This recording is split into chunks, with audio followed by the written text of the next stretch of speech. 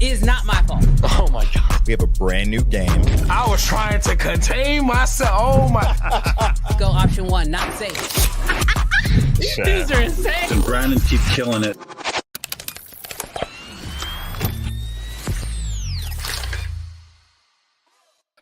What's good, creative fam? Brandon Washington here, and welcome back to another episode of Uncensored. And this week we are 100% live. You know what's really funny? Last week we were actually on set, and so we didn't want to miss an episode because I love being able to put this show together and to connect with you guys every single week. But there's sometimes those weeks, because we are working professionals, that we have to be on set. We try to schedule around Fridays for this show specifically, but last week was one of those weeks we just couldn't make it happen. And so we still put out an episode.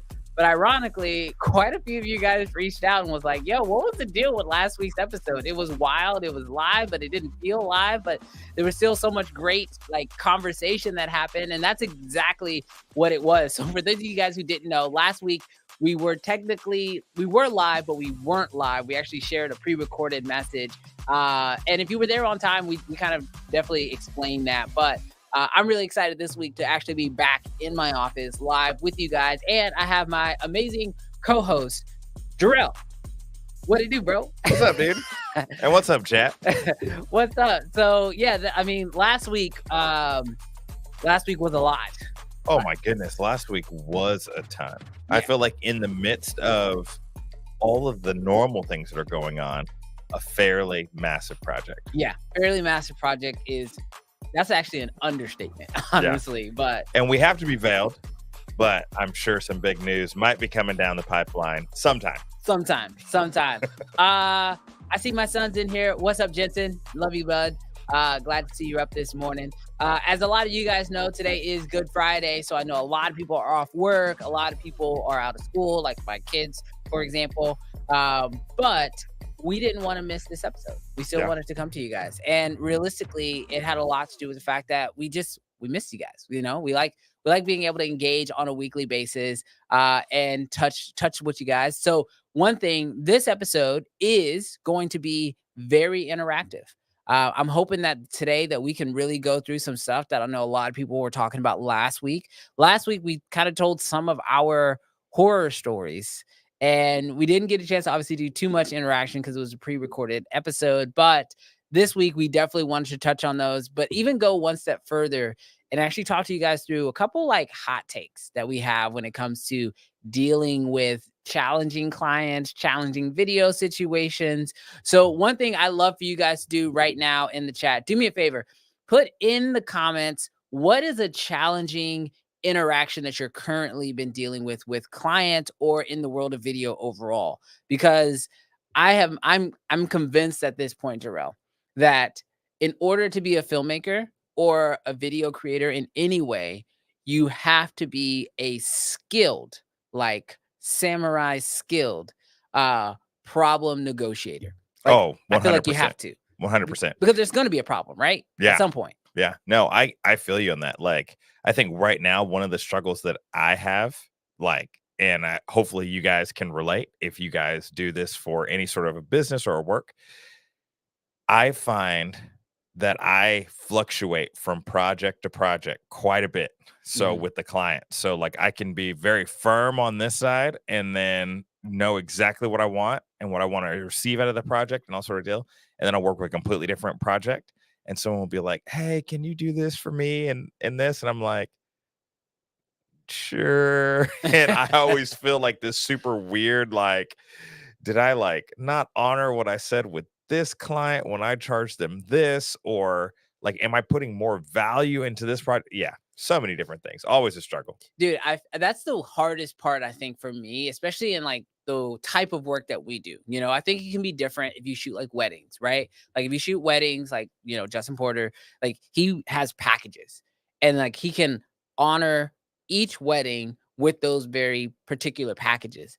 But when you shoot client work or you shoot stuff where there's a lot of variables, it gets really hard to just compartmentalize a project and be like, oh, I'm just going to take what I did here and I'm going to do the same thing here and I'm going to do the same thing here. Because you're right. There are projects where I see people in the chat already saying pricing. Pricing to me, and I'll be honest, has always been one of the most challenging areas because I can do one project for a client that's worth, let's say it's worth $10,000 for that client. And then I can do the exact same video for another client. And for them, they're like, we just got $2,000. That's all we got. Mhm. And the truth is like, I got rent to pay. I got bills to pay. So sometimes I'm like, I just did this exact same video for someone else. I charged them 10. I'm doing the exact same video for you. You only value it at 2. You're not budging, but I got to pay my bills. I'm probably going to take the $2,000 and, chalk the loss up to the game because at the end of the day, bills got to get paid. Yeah, no, and what's so crazy about that too is I feel like especially in the beginner mindset, and I even feel like I'm in that sometimes where I just want to do the best job that I can do for the client because part of that is I know that this project might not, and clients promise us all the time where it's like, oh, this project will lead to more projects. That's almost exclusively a lie. Hot take. But I don't know if it's that hot. Chat, is that hot? I mean, I look, this is perfect. They always be promising. This is a perfect reason to have the chat right now. In your experience, when you are working with clients that promise more work if you do this one at a discounted price, how often do you actually get more work for them at a higher price? Not because it's real easy for them to lock in at that low price, but like how often are you able to really upsell them on the next project? I just want to know. I just want to know. Chat, just let me know. Because I don't want to know if I might be crazy. Oh yeah, 100%. Like I feel like it's 99% of the time it doesn't happen.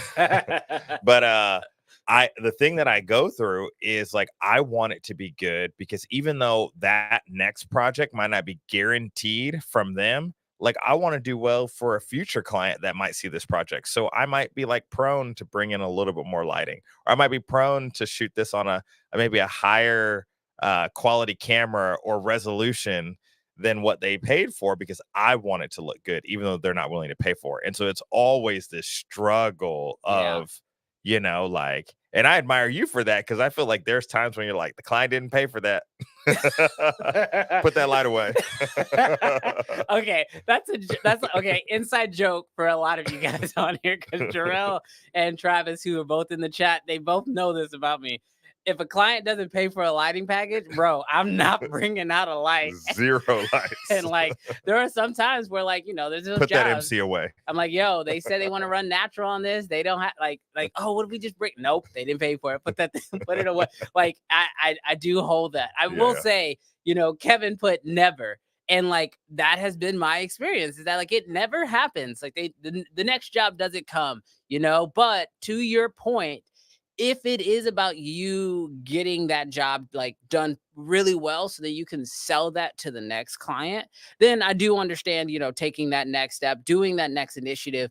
But the thing is like there has to be a disconnect, between like you and what the client expectation is, and like you understanding that like the client never paid for this, therefore they shouldn't appreciate it either. Because that's the one thing that used to bug me the most that I learned was like actually like a branding problem. Right? Was like, I would go above and beyond for the client, but they didn't expect it. They didn't want it. They didn't pay for it.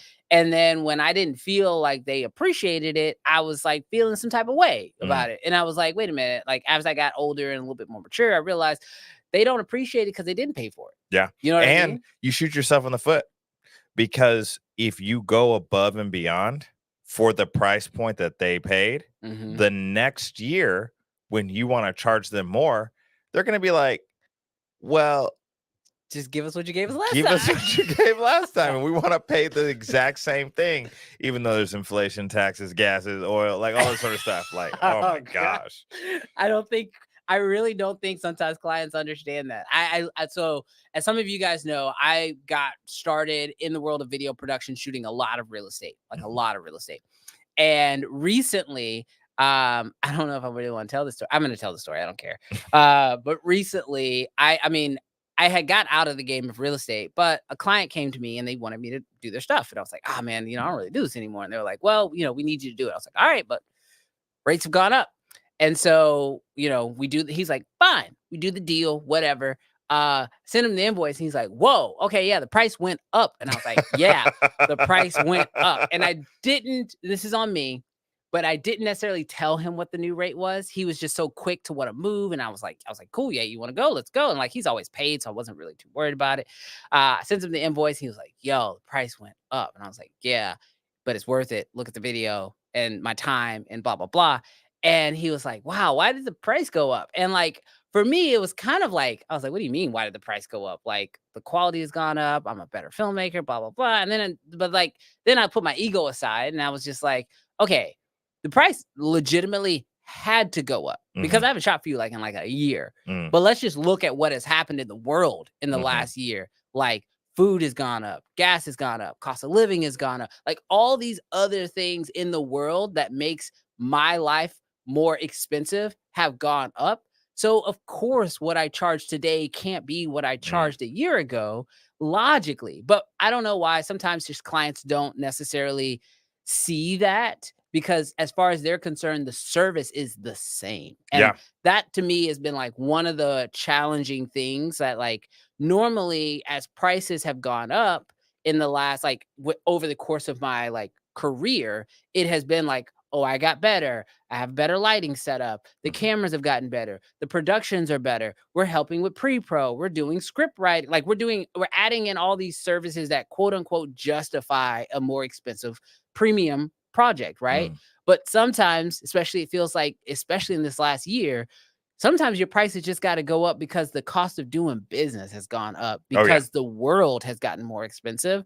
And I think that has been like one of the most challenging things for me personally just in the last year. No, that's so good.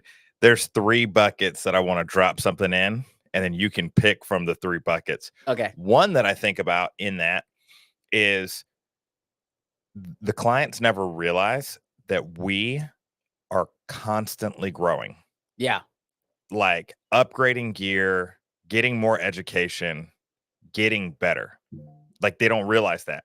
And so if I showed up to the shoot last year with a $2,000 camera and I'm showing up with a $5,000 camera, and now I'm able to utilize that camera better and learn new lighting techniques and make it better, they don't realize that. Yeah.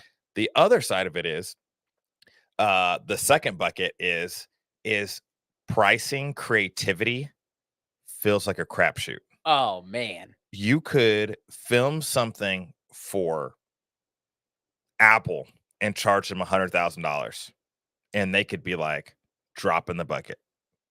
You could film something for your local dentist and they might be like, to me, it's only worth $100. And then the third bucket that you like say you can pick from either one of those. But I feel like to me, the so hardest part when it comes to working with clients is you're somehow we tie our own personal value, like Mm. how good we are with pricing and also with validation of them liking the work. And so all of those things, gosh, I don't know where you want to, I don't know where you want to go with it, but You know, it's all a struggle bus. dude, okay, so first I gotta point out Kevin's comment. He says clients understand it. They just play dumb to get the cheaper price. And you know what? I believe Kevin. I really do. I think some of them legitimately don't understand, but there are certain elements where they do. You know, I think that second bucket that you mentioned, pricing creativity, dude, that's so tough. That's so tough because there's even certain elements where like, you know, I've done consultation calls with editors a lot and like, you know, they'll be like, oh, like, you know, how should I price my edits like by the hour? And I'm like, that's kind of tough to because you know, then you're actually literally like the better you are, the more you get penalized. Because if Mhm, you could do something in an hour, but you're charging $100 an hour, then you only get $100. But if mhm. you suck at editing and you charge $50 an hour, but it takes you 10 hours to do the same job, like, you know, so it gets tough when you have to like price like efficiency and creativity in one thing. So I do understand like there's a value difference of like how do you price, you know, your creativity. But I think it is that third bucket that you mentioned, like how we tie ourselves to our work, where Mm, it's like we almost like our work as a creative is almost impossible to detach from ourselves. And so it's almost like when we price our work, we are also pricing ourselves. And then when we get like belittled or they try to undercut our price or those type of things start to happen, it starts to feel like you're personally devaluing Mm-hmm. like me. Mm-hmm. And I think that is probably one of the things that like I have struggled with Mm. so much. And like I will say the way that I've overcome this, and I'm not perfect. Mm. Definitely not perfect. Like the only thing that has sort of helped me in this journey, in this quest, has now been working with teams, Mm. because instead of it being just me, I can't really negotiate too much, right? Because I'm like, no, you can't undercut because I've got payroll. Mm-hmm. Like Oh yeah. I got people on my team that Mm-hmm. I need to pay. And the other thing that actually happened at the same time was the client in a lot of these cases, they actually see a higher value of what they're paying, because when I say, "Oh yeah, my editor, blah blah blah blah blah blah blah," Mm-hmm. they're like, "Oh, I'm getting an editor with this project Mm. too," And I'm like, Yeah. "Yeah, me and my team, when we come out and film, that word 'we' goes a long way towards value." They're like, "Oh, wow, okay, so blah blah blah blah blah." So okay, when I'm paying this, like, oh, he can't really negotiate because what I'm actually paying for right now is a full team, not just you, Brandon. You know what I mean? And that has helped a lot, but I still, Hold on, pause there. yeah, That's a life hack because I've tried to upsell clients by saying, well, I can bring on several shooters. And then they're debating and weighing, do we need that? I don't know if we need that. We could just have you. But I think if what you said, you're just like, oh, my team, like we're coming out to film this, then all of a sudden it's not like you're not leaving it up to them to decide whether or right. not that is a value add that you need.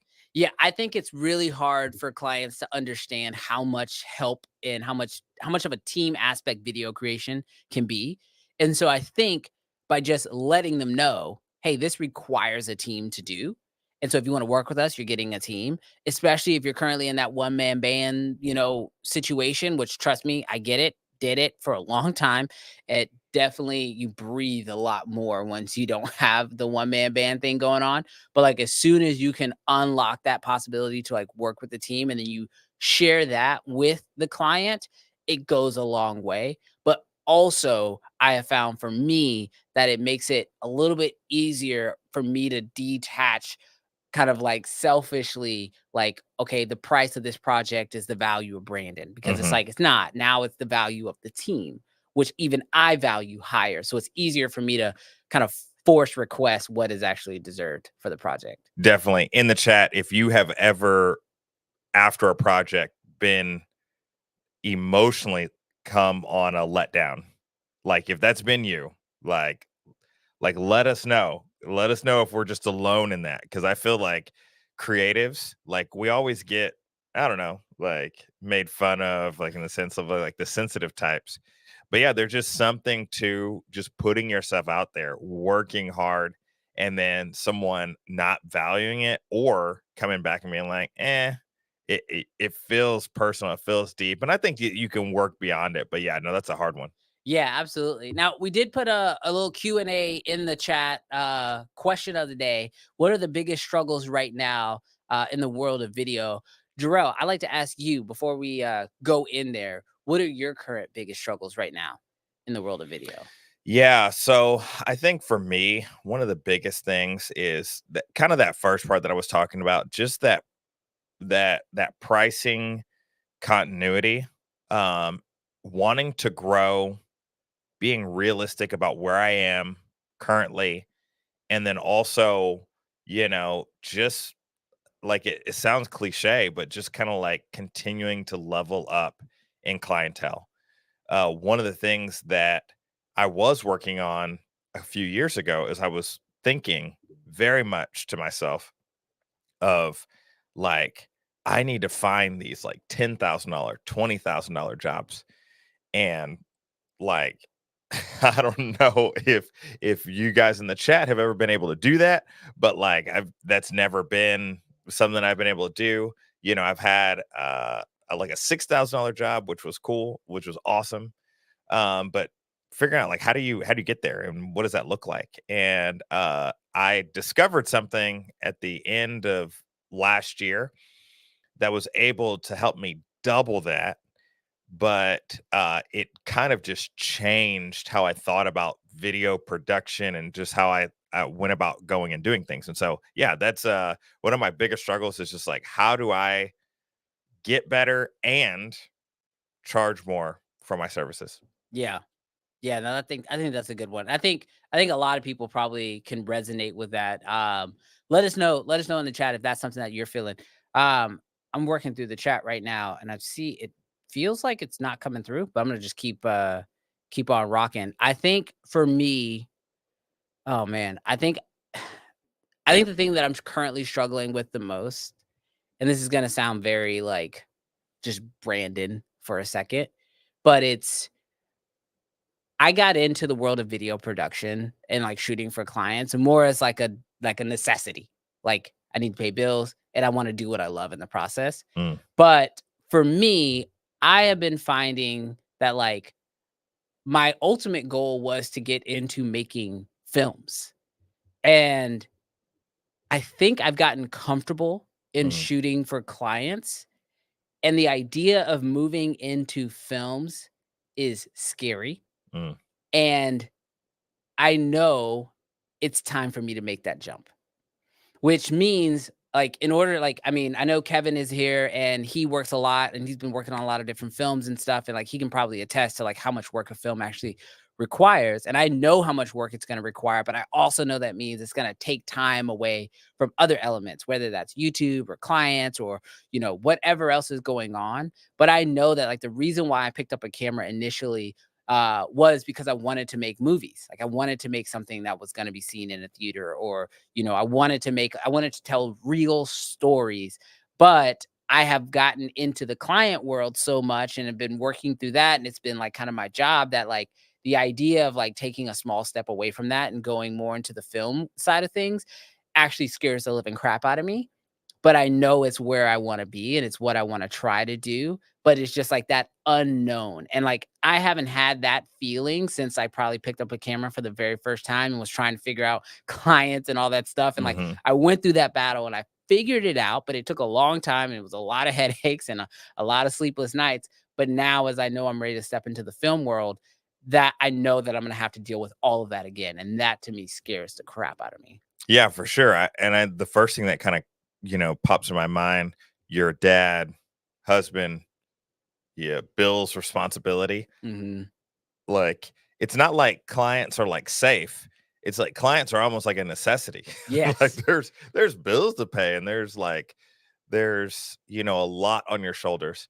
And so I resonate with that just because, oh my goodness, if I can only imagine that your first one, two, three films are not going to net you a whole lot of money. I can't imagine.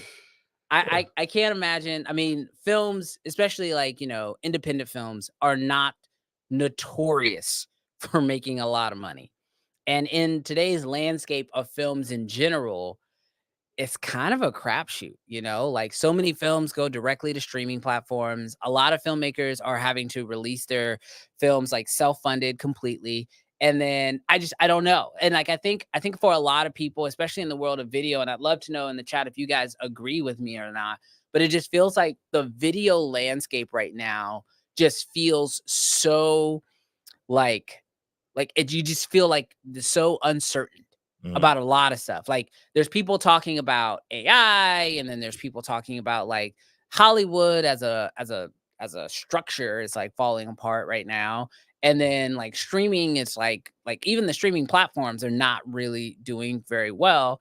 And then you have someone like a Casey Neistat who's like, yeah, just do YouTube. And I'm like, yeah, I'm doing YouTube. It's like, am I already in the right place? Like there's just so much like uncertainty that I've not really felt about our industry as a whole in a really, really long time. Like even a lot of like the people I know who do work in the industry who like shoot commercials professionally or do like big time stuff, like even they are like, hey, yeah, the industry's kind of weird right now. Like jobs are slowing down. There was just a big strike and now there's another strike that's like looming and stuff like that. And so it's just like there's so much uncertainty right now. It just kind of has me like in this weird limbo where I'm like, just kinda like treading water, but I don't know which direction I should swim. Yeah, definitely. So as I kind of think about that, Brandon, what are some of the things that you're doing to overcome that fear? And have you set a plan in place? Because I know for me personally, what can happen with fear and what can happen with scariness and all that sort of stuff is it kind of paralyzes you and doesn't really allow you to realize like your dreams. And so you already feel like you're at a point of recognizing, like, hey, these are some things that are maybe holding me back. So, what are some things that you have kind of thought to do to kind of put in place so that you're able to realize some of those dreams? I mean, the truth is I don't know. I mean, realistically, I mean, I don't know yet. I mean, I will say I have learned, and I heard somebody say this on it was like an Instagram reel or something like that. But and it's something that I've taken to heart is that fear as is just as afraid of you as you are of it, Mm, right? And so the only times that I've like seen massive changes is when something was like I was afraid of something and I just ran at it head on, like case in point, like our red event that we did a few weeks ago. Full transparency, that was terrifying. mm, Like, the idea of trying to get 100 plus people in a room, getting sponsors, like, having like, we had, like, all these different, like, shooting scenarios, like, the ballet dancers and the skateboarders and the CrossFitters and the LED wall, like, all of that. Like, I had that in my head, but the idea of, like, executing it and honestly, up until the moment that we opened the doors, I was terrified mm. that no one was gonna show up. I was gonna be like, "Man, I called in every favor," like Scott, who normally tunes in here, like he was there. Like I had Kofi flew in from Toronto to be there. Justin Porter drove like 4 hours from San Antonio to be here. Like all this stuff happened, and like we spent all this money, and like I was terrified nobody was gonna be there. And like, but I will say it was exhilarating to have that moment and like to experience the event. But like, truth be told, dude, like it was terrifying. But that's the kind of like example of like I was scared the entire time. Uh Honestly, up until it was done. Like even in the middle of it, I think I kept running over to people and be like, are people having fun? Are people enjoying it? Like, is this a good thing? Like, are people having like I was still afraid that Mhm. people weren't gonna enjoy the event. Um, but that's been it for me. It's just like even with the films, it's like, yes, it is a film. Yes, I wanna make the film, but, like, I'm just terrified, and so it's like, I just gotta, like, force myself to run through it. I think that's the only way I've ever been able to overcome it. Dude, really appreciate you being vulnerable. Like, I think that, like, when you're able to share that, when I experience, like, things that I'm like, because oh my gosh, man, I was working on a short film, for my church, for last Christmas, and I had been working on it for 3 or 4 months, and I was so proud of it, so pumped for it, and then it came to the night of premiere, and I was like, I didn't care if anyone saw it. I actually didn't want people to saw it because I was so afraid that if they saw it and they were like, "Eh," or that was okay," Yeah. like, whatever, and, that feeling can feel so isolating when you put yourself out there, Mhm. and, you're not really sure how people are gonna respond, and so it's so cool to know that, like, that's something that, like, we all experience, that especially when you feel so deeply or passionate about something, and you pour your life into something, and you don't really know, and you just kinda have to trust that, like, "Hey, Imma put this baby in your hands, please don't kill it," sort of deal. And so, no, I definitely appreciate you in saying that. And the dope part about that is because the event was so incredible, I'm so excited for any future event that we might do because now there's like a blueprint of now that you've swam in that ocean, Yeah. like, obviously, there's still gonna be, like, some, like, nervousness attached to future things, but the cool part is, you've gained so much ground that you don't have to, like, now wonder, "Can we do this? Can this be pulled off?" Yeah. Now it's just like, we have a new base camp. We moved that much further up the mountain. Yeah, and I wanna say, Kevin, I appreciate your comment. I would love for you to come out and and film with us. That would be a dream. I've never even I've never actually expressed this to Kevin before, so I'm gonna say this on the live stream. Kevin, I've actually been following you for like 3 or 4 years at this point, and, like, I've been watching his work. Like, I've been watching Kevin actually, it's been longer than that. I think I was following Kevin even before I bought my first Red camera, because he Mm, was, like, one of the first few people I actually saw who was shooting on a Red, like, consistently, and mhm. then he was also shooting on Zine lenses, which I shot on a lot, and so I watched a lot of his content there, and so the idea that, like, a place like YouTube can, like, bring people together and, like, I could have the opportunity to shoot with Kevin in the future, to me, it just sounds incredibly dope. But you're right to the idea of, like, you just gotta have to do it. Mhm. And then once you've done it, you're not starting from 0, and I think that's my thing. I just need to do it. And I'm gonna say this for everybody else, because like, this episode's starting to feel like Brandon's therapy hour. Um, like, whatever it is that you're going through, you just gotta go do it. Like, don't be afraid. Definitely run head on into it. And I'm saying that as someone who, like, hasn't fully done that in the film world, which is exactly what I'm hoping to do in the future. But, like, that is definitely my goal. What's that comment there say? Yeah, it says fear is a motivator. Use it to launch yourself forward rather than having it keep you back.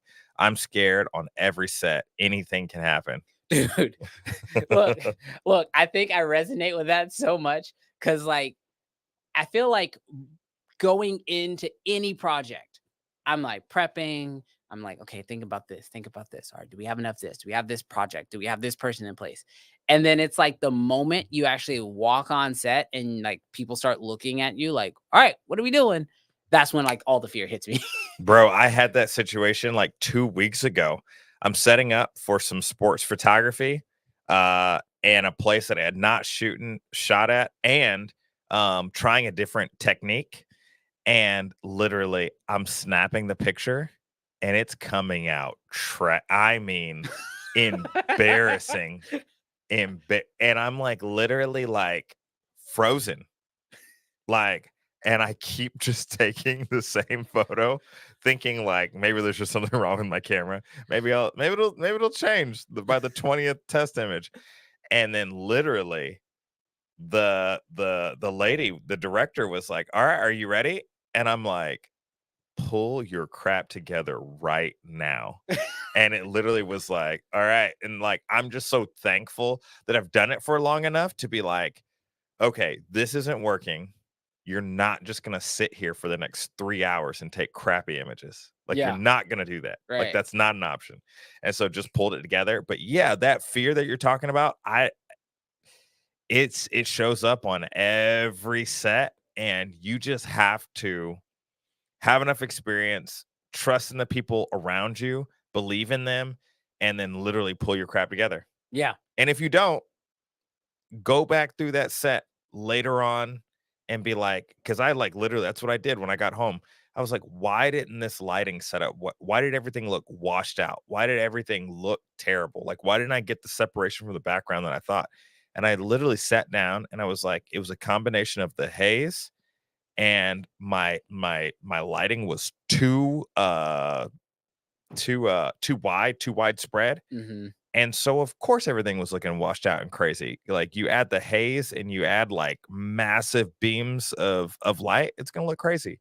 Yeah. And so diagnosing your problems at the end, so critical. Yeah, I think that's one of the things that I personally love about, this craft is there's a lot of times where what we think we're gonna get and what we actually get are different. And like we said at the beginning, you have to be able to problem solve Mhm. in real time. But it's one of those things where, like, you can go online, you can go on YouTube, and you can watch a million videos that teach you exactly how to do the thing. And then when you go out there and try to do it, it doesn't always work out that way. Mhm. But that's where, like, the craft of the problem solve comes into play, where it's like, can I get this to work? How do I make the adjustments in real time? And I think as filmmakers, photographers, creators in general, especially once you start getting to a place where you're charging people to create something for them, you've got to build up that problem solving skill. And Mhm. that's the one thing I really don't see a lot of people talk about online. Like, how do you overcome a crappy situation? How do you go into an office that looks bland and actually make it look worth filming? Like that's the kind of stuff I think is really, really interesting. But I know we got a super chat in, so we'll go ahead and we'll run to that one real quick. I feel like I kind of understand where he's going. Okay. So his niche is real Is estate, real estate videos videos and recaps. Not Not taking photos. not taking photos. Man, we're like Bro, hieroglyphics. okay, hold on. Okay, I have never felt like such a boomer on this live stream because I'm like, I'm having to read this with emojis, but know what the emojis mean and read the like. This literally is some hieroglyphic stuff. They have an FX30 right now, Okay, which is a crop sensor. Yep, But it's time to go to full frame got it. for low light. Okay, Wife gave him the okay. that's the first thing you need. Yes, that's the first thing that you need. Is it overkill for real estate? Okay. Got it. Today is purchase purchasing. day, but buyer's remorse. So, real estate. Dude, no buyer's remorse. Like if you have the FX30 right now, it instantly becomes your B cam, and stepping up to the FX3, like even if your primary is real estate, you need it for full frame, but now you have a great A and B cam. I mean, I'd be super happy about that. Yeah, I'll also say just in the world of going full frame versus crop sensor, because I'm a person who I actually like my favorite camera that I like using the most is actually the Komodo X. Mm. And it is a Super 35 sensor. So it's technically a crop sensor compared to like, full frame or whatever. And I just find that like when you need full frame is when you need those extra wide shots. Mm-hmm. And then when you actually have it, like you're going to see a massive difference. Like I feel like a lot of people who shoot on full frame, who never really shoot on crop sensor cameras, they don't really understand the value of that full frame sensor, especially when you're getting those wide shots. And I think when shooting locations that need to be expressed wide, like real estate, you're going to see a massive improvement, especially just with like the simplicity of lens selection. I mean, you shoot on anything that's like a 14 or 16 on that FX3, like the home is just going to open up. Oh yeah. Like it'll be a massive You'll know improvement. exactly why you bought it. As soon as you put a 14 or a 16 millimeter type lens on that FX3, you're immediately going to love it and you won't have that buyer's remorse. But that said, you can still throw a 10 millimeter on a FX30 with a crop sensor, and that'll get you about the same, roughly the same look. But it is totally different. There's a depth difference. There's obviously, the improvement, slightly of light. It's not as big as a lot of people like to claim. Even I used to think that like, oh, going from a crop to a full frame, you're going to get a whole new set of lighting. It's not really that crucial. But I will say that the wide angle lenses are better when you're shooting on a full frame sensor. So that's at least been my experience. Yeah, definitely. No, I have primarily always been on full frame. My first camera was a crop. It's hard to go the opposite way, to go from full frame to crop. But recently, I disagree. Well, recently I bought the C70, and one of the things that I've realized is different tool, like different tool, different job. Yes. And so, because like at first I was thinking like, man, like I feel so constrained. But there are things that I use the C70 for, and there's things that I use the R6 Mark II for. It just Yeah, and the other thing I'll say when it comes to like picking out cameras or buying cameras in general is like you actually start to train yourself to your camera when you've used it for a really long time. And this is something that I think any creator who does this professionally or does this as an extensive hobby will learn, is that like the more and more you use your tool, the more your brain, like I just know what certain frame rates what certain focal lengths are going to look like on my Komodo X. Like I don't have to put it on a check. Like you give me a 16 mil lens, I put it on there, I know it's going to be like around a 24. I know exactly what my framing is going to kind of look like. And so a lot of that just becomes picking your tool and then like painstakingly like shooting with it, practicing with it, shooting with it, practicing with it, post stuff with it, shoot client stuff, shoot personal stuff.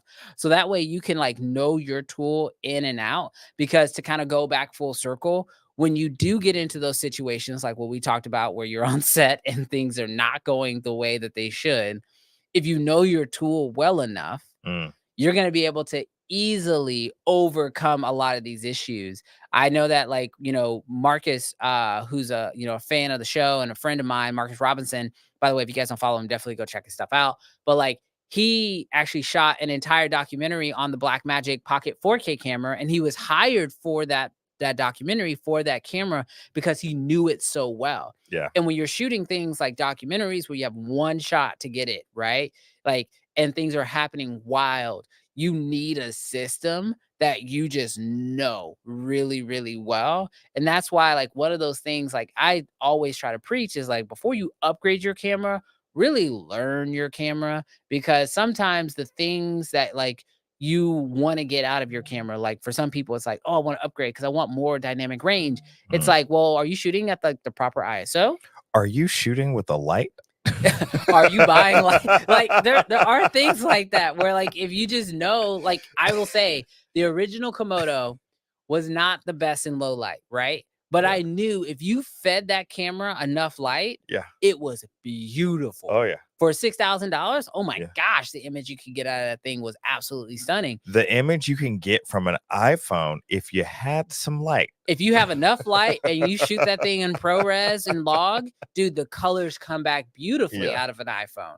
But that's the thing. It's like, you gotta, like, a lot of times we do, and I know I'm 100% guilty, and I might even be a component of the problem because of some of the YouTube videos I post. But it's like, we get caught up in the flashy new piece of gear, Mm. and then we think, oh, if I get that, that's gonna be the differentiator. Mm. When, like, that might move the needle like 2%, but like fully learning your camera will actually move the needle like 50%. 100%. That's so good. Well, hey, I cannot believe that we're at 47 minutes in, so we got to play this game. Oh, dude, I And- totally forgot about And that. today, you guys are going to be playing this game with Brandon. So the chat's going to be playing this game with Brandon. But before we tell you what the game is, we're going to roll the intro. Oh, we're getting bougie with it? Yes. Let's get bougie.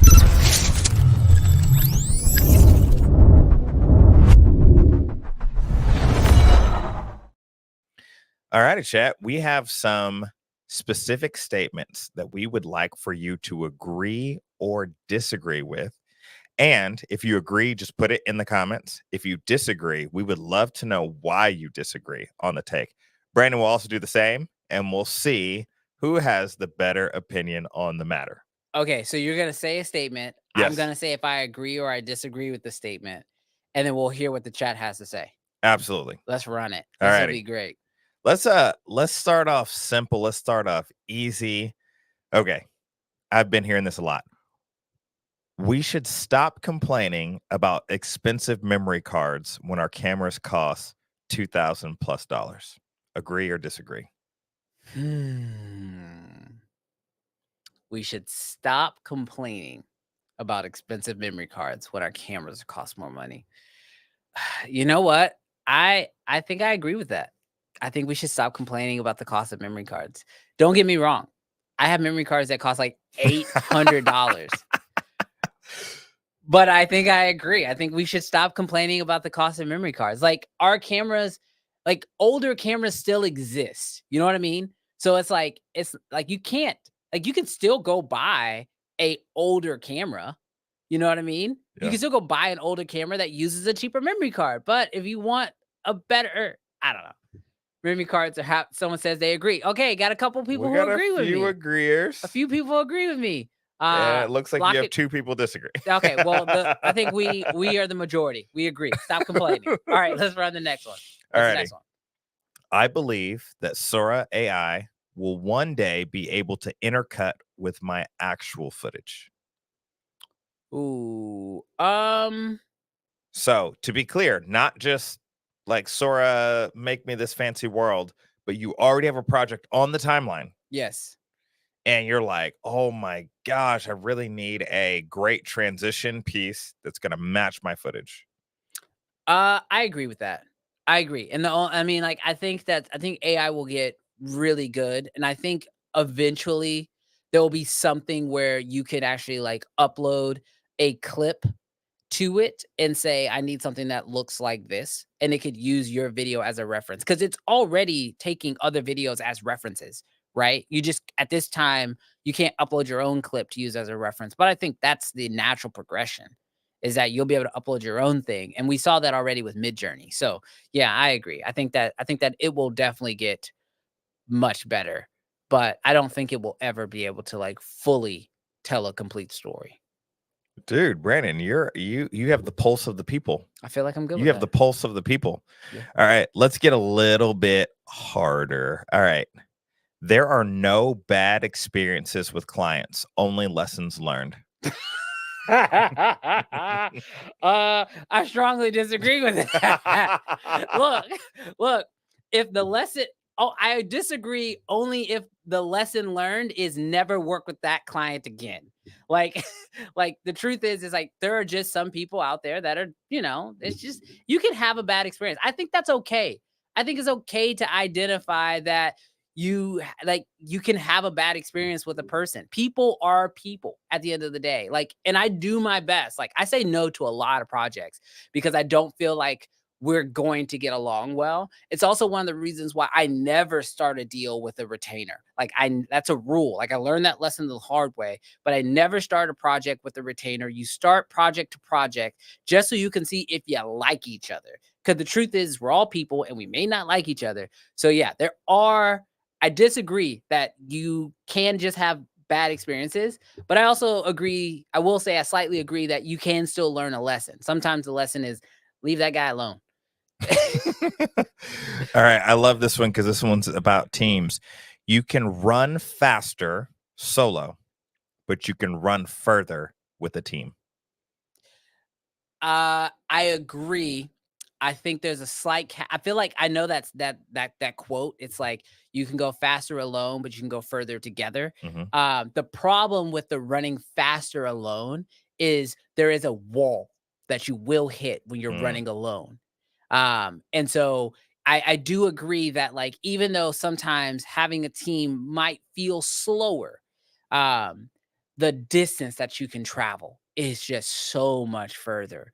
And the stuff that you can get done is so much better. And so I think I said this earlier on this live stream was just that like, once you have a team, so much unlocks. And I'm not saying you need to have a team that's full time, that's on payroll, and like you're doing all that stuff. Like it could just be a team of like minded creators. Like I would even say, like, I consider Justin Porter a part of my team. We've never worked together.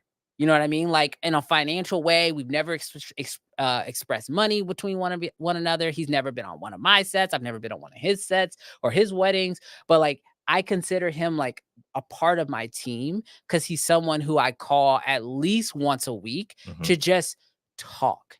And like that is so necessary. So just expanding your idea of team, I think could even take you a lot further because you can just have other people. Like I consider every person who watches these live streams a part of my team. Like Lewis, Mr. Camera Junkie, like he's a part of my team. He's someone who is here every week and he's providing value. And then I go back and read those comments and I build from that value. So I do believe having a team of creators, even if you're not necessarily working together, can take you so much further. That's so good. All righty. This one might be a little bit of a hot take. There is a perceivable difference between prosumer cameras and cinema cameras to the end viewer. Oh, wait a minute. Hold on. One more time. Yeah. There is a perceivable keyword difference Okay. between prosumer cameras and cinema cameras to the end viewer. Just from the camera. So a YouTuber, someone that consumes YouTube content, Okay. can tell the difference between a prosumer camera and a cinema camera. I disagree. I don't think they can. I really don't think they can. I don't think most people can tell the difference. I think you could shoot something on an Alexa or an Ari, or you could shoot it on, oh, that's the same thing. Sorry. An Alexa or a Red. Or you could shoot it on a Blackmagic or a Canon or even an iPhone, really. I don't think the average person can actually tell the difference. But I think what happens in a lot of situations is when you are using a professional camera, other things naturally come with it. Like if you're using a professional camera, you got to know what you're doing. the person who knows what they're doing probably also knows about lighting, they know about audio, they know about set design. So all that knowledge with using a pro camera goes into that video, and that's why that video actually looks better. But someone who's just using a like me, I'll take myself, like a T2i when I was first getting started. I had a cheap camera because I also had cheap knowledge. And so I didn't know about lighting. I didn't know about audio. I just threw a 50 millimeter 1.8 and just started turning knobs until it looked okay. You know what I mean? So I think that is the difference that people really see is the knowledge of the creator. And not all the time, but a lot of times when you have someone who has a professional camera, they typically have professional knowledge too. And that's what the person's actually seeing the difference of. I think it has nothing to do with the actual camera itself. Well, then let's talk about something that might have a large impact. Lenses have the greatest impact on the look and feel of your project. Agree or disagree? Oh man, that's tough because like I feel like lighting might be bigger.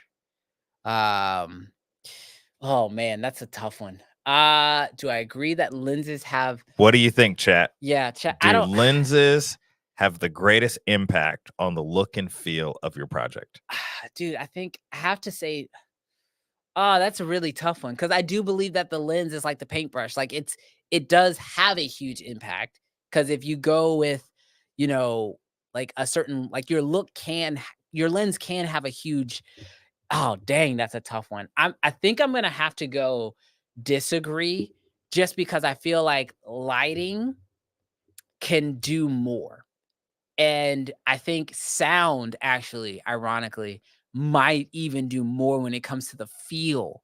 So like I feel like lighting changes the look. I feel like audio changes the feel. And then the lens is just more of the interpreter that like communicates that to the camera sensor. The chat's very split on this. Yeah, Very split. this is a tough one. I know this is tough. I feel like lighting might change. I think that's my answer. It's a crap out answer. But I think no. lighting yes, no, in between lighting changes the look. I think audio changes the feel, and then I think the lens is just the interpreter that sends that information to the sensor. Very good. That's what I'm going with. I got that. All right. So only a few more. All right. But this one's interesting. No matter how good you get at shooting and editing, clients will still request an edit. Agree or disagree? Okay. I'm going to agree only because you didn't say no matter how good you get at pre-production. Because I believe a lot of the reasons why clients. So you think even adding in an immaculate pre-production, they won't ask for edits? Yes. Okay. I think so. Because if you figure out who the decision maker is through pre-production, you know exactly what they want through creative, and you storyboard everything. Like I think you can do enough work in pre-production that there'll be little to no requests in edits. That said, I do believe that there are some clients out there that exist who they just want to ask for edit requests so they can have their own stamp on the final product. Yes. Like they just want to be able to say, hey, like, yes, you made me this, but I asked for these changes and now it's a better video because of my input. I do believe those clients exist. I have a few clients like that. Yeah. So like they just want to have a because they are themselves a creative probably in some fashion. And so like they have their own creative DNA. And those are the edits that are probably the most like difficult. Like I know when I talk to my editor, like when I talk to Travis and I ask for certain things, I'll tell him up front, hey, this is not a logical edit request. This is just my perception. This is just me wanting to put my own creative spin on the edit that's being done. But because this edit is going out and has my voice and my face and it has my DNA on it, I need the edit to slightly have a little bit more of my DNA on it. And so, but I'll at least say that. A lot of clients won't say that. They'll just be like out of the blue, yeah, change this, move this, do this. And you're like, logically, why? And you're like, I just want it. You know what I mean? Yeah. So I think that's where some of those issues come in. But if you could do enough pre-production, maybe you won't have that problem. I think you could do that. But yeah, I think I disagree. Chat, definitely hear that nugget, especially if you've been in a place where you've done a home tour video real estate, you've delivered a wedding and somebody asked you to change the music. it's probably because you did in pre-production. Look, I have a really strong take on this that pisses a lot of people off. But when clients ask you to change the music, 9 times out of 10, that's because you did not do pre-production. Yeah. And like if you just you shot it, you picked a song that you thought you like and you ran with it. And sometimes even going through pre-production, you can at least let them know like, hey, there's a music approval process Mm-hmm. before we start editing. That can go a long way. I've even gone as far as to literally tell people, hey, go to Artlist, pick a song. Here are 3 options that I chose that I think are great for your project. If you don't like these, this is the website you can go to, pick whatever song you want. Mm-hmm. And then you put it back on them if they're, if they're challenging. If they're super picky. I have a few picky. All righty, 2 more. All right, let's run it. 4K is a requirement for professional video work in 2024. Agree or disagree? What constitutes as professional? So on the opposite of that, not delivering, but capturing. Capturing in 4K? Capturing in 4K is a requirement in 2024 for video work. Are you closing the chapter on 1080p capture? You know what? It's 2024. It's time to close the door on 1080. It's time to close the door. Look, at this point, spend the money on those expensive memory cards. Seriously. And start just capturing in 4K. You know what it is for most people is their camera shoots 4K, but for data, because of those memory cards, yes, they're like, oh, I'll shoot this in 1080p. It doesn't matter. Look, the only reason why I think 1080 could be possibly okay is because a lot of people are posting on social.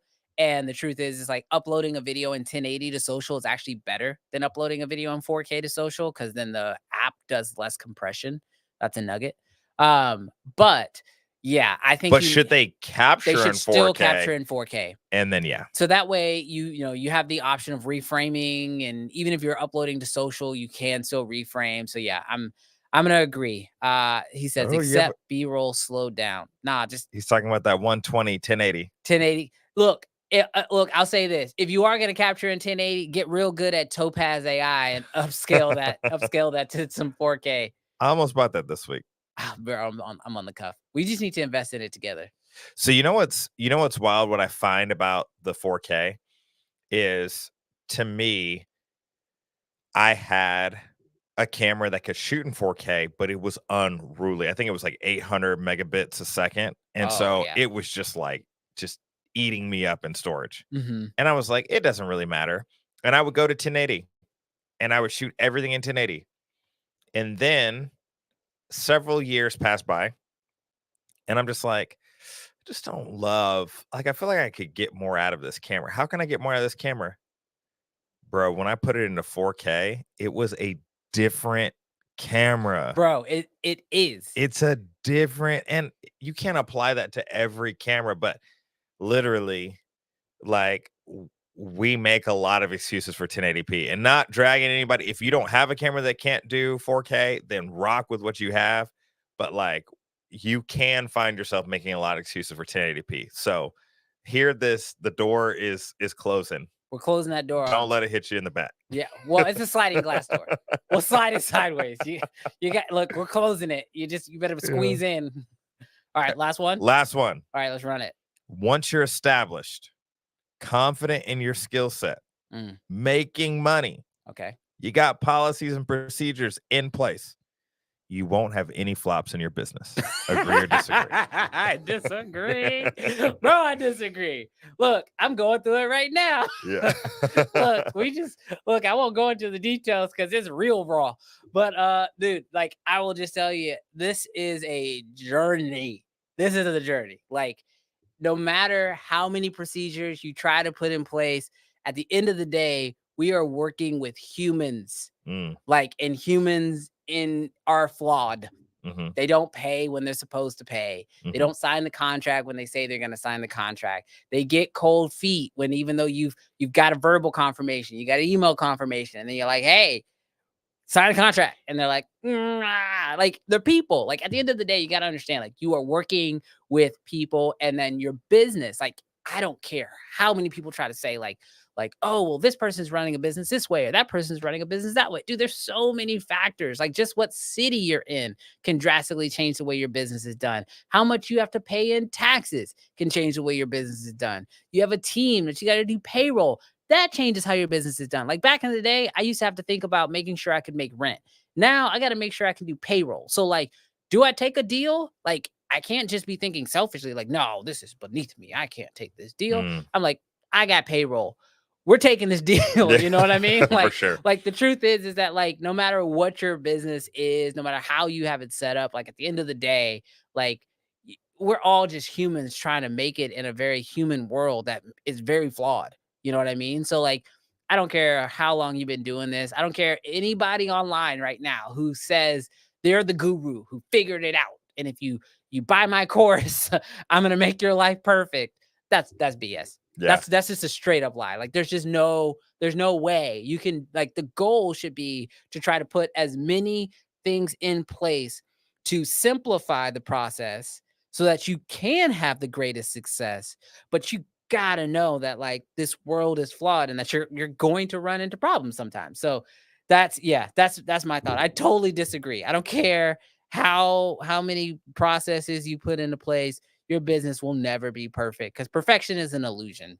Dude, So all these people are resonating with you. 100%. yeah. So dude, like that's and look, and if you're feeling like, man, my business should be perfect, or by a certain point, my business will be perfect. The quickest thing you can do is just accept that it won't be, but still enjoy the process. And like for me, that's what I have found. Like I found instead of pursuing perfection, I'm like pursuing enjoyment and finding things to be like grateful and excited about and enjoy the little wins, you know, like when that client does pay the invoice, you know what I Mhm. mean? Like Oh, I yeah. posted a reel of me dancing because like that's how you feel. Like when that Mhm. Oh, invoice yeah. gets paid, like it's party time, you know what I mean? Like enjoy that. Enjoy the conversations you get to have with other creators. Like enjoy being on set because the crazy thing for a lot of working professionals is probably the last time you are on set, you won't know it's your last time on set. Mm. And so I try to appreciate every project. I try. I'm not going to say I'm perfect, right? But I try to appreciate every set as if it is my last set. And every time I get a chance to shoot a video, I try to remind myself, like, dude, I'm very blessed to be able to like say that like I get to do this in any capacity, whether you're doing it for free and you just have the camera in your hand and you get a chance to express yourself creatively using a camera, or if you're blessed enough to be able to, you know, monetarily be able to monetize it and make money and make a living off of it. Like all of that is a huge blessing.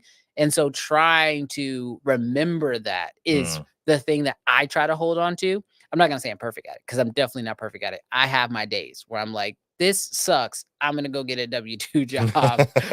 But I try to remind myself, like, no, the Yeah. pros outweigh the cons. I am getting a chance to do what I love on a regular basis.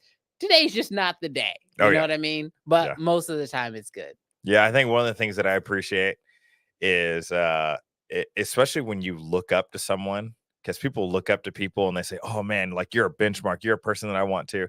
I was listening to one of Dave Chappelle's comedy specials and he was like, man, I got booed out of Detroit. And I just think to myself, like, how in the world did an audience boo him? And it's because he flopped. Yeah. And he knew that he flopped. Yeah.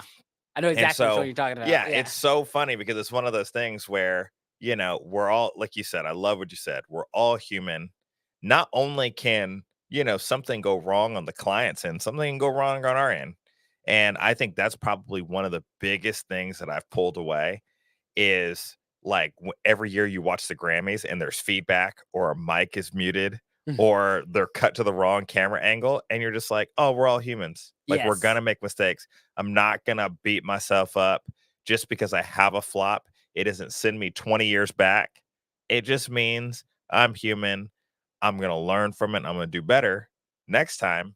But like this is not gonna defeat me. Yeah, I think that's huge. I think anyone who's watching this right now, that should be the biggest takeaway is that like we're all human. We're all living a human experience and that no matter where you are in your creative journey, you will always be a human in that journey. And the whole beauty of humanity is the imperfections. You know what I mean? Like the things that make us unique are our own individual imperfections.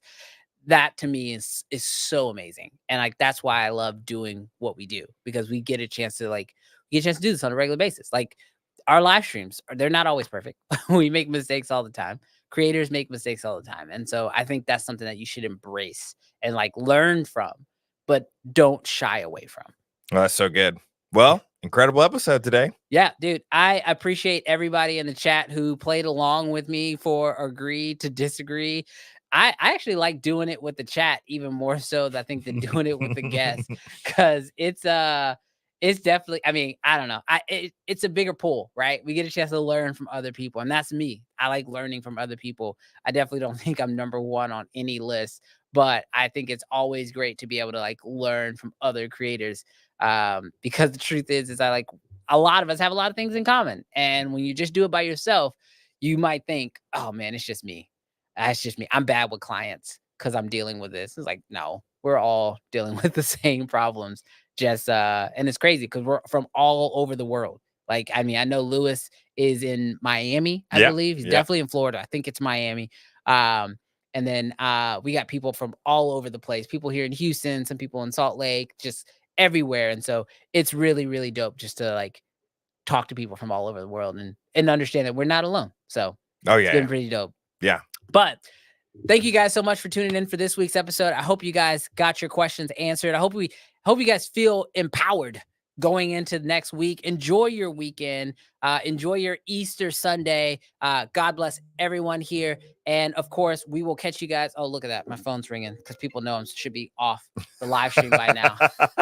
This is your cue to end the live stream. Look, I'm telling you right now, imperfections. Thought my phone was on silent. Definitely not. Love it. That's a great way to end this episode. Thank you guys so much for tuning in. God bless you and see you guys next week.